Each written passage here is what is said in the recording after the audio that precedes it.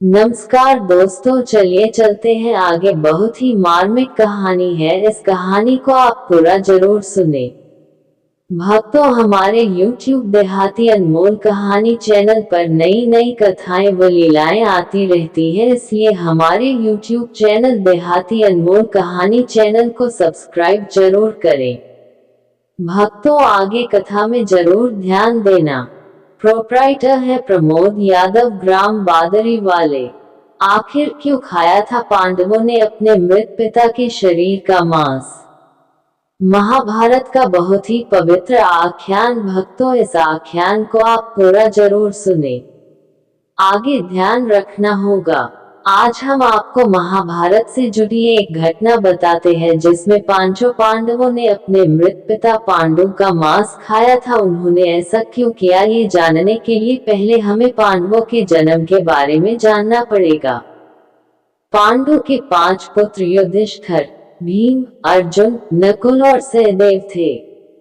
इनमें से युधिष्ठिर, भीम और अर्जुन की माता कुंती तथा नकुल और सहदेव की माता माद्री थी। पांडु इन 5 पुत्रों के पिता तो थे, पर इनका जन्म पांडु के वीर्य तथा संभोग से नहीं हुआ था, क्योंकि पांडु को श्राप था कि जैसे ही वो संभोग करेगा उसकी मृत्यु हो जाएगी। इसलिए पांडु के आग्रह पर यह पुत्र कुंती और माद्री ने भगवान का आह्वान करके प्राप्त किए थे।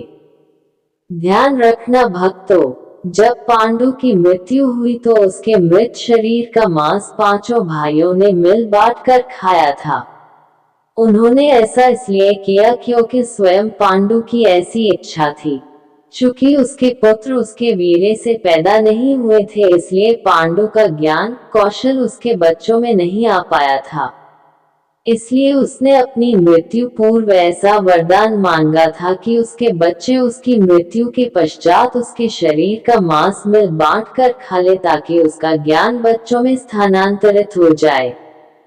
पांडवों द्वारा पिता का मांस खाने के संबंध में 2 मान्यता प्रचलित है। प्रथम मान्यता के अनुसार मांस तो 5 भाइयों ने खाया था, पर सबसे ज्यादा हिस्सा सहदेव ने खाया था। जबकि एक अन्य मान्यता के अनुसार सिर्फ सहदेव ने पिता की इच्छा का पालन करते हुए उनके मस्तिष्क के 3 हिस्से खाए। पहले टुकड़े को खाते ही सहदेव को इतिहास का ज्ञान हुआ, दूसरे टुकड़े को खाने पे वर्तमान का और तीसरे टुकड़े को खाते ही भविष्य का। यही कारण था कि सहदेव 5 भाइयों में सबसे अधिक ज्ञानी था और इससे उसे भविष्य में होने वाली घटनाओं को देखने की शक्ति मिल गई थी। भक्तों, ध्यान रखना, शास्त्रों के अनुसार श्री कृष्ण के अलावा वो एकमात्र शख्स सहदेव ही था जिसे भविष्य में होने वाले महाभारत के युद्ध के बारे में संपूर्ण बातें पता थी। श्री कृष्ण को डर था कि कहीं सहदेव ये सब बातें औरों को न बता दे, इसलिए श्री कृष्ण ने सहदेव को श्राप दिया था कि यदि उसने ऐसा किया तो मृत्यु हो जाएगी।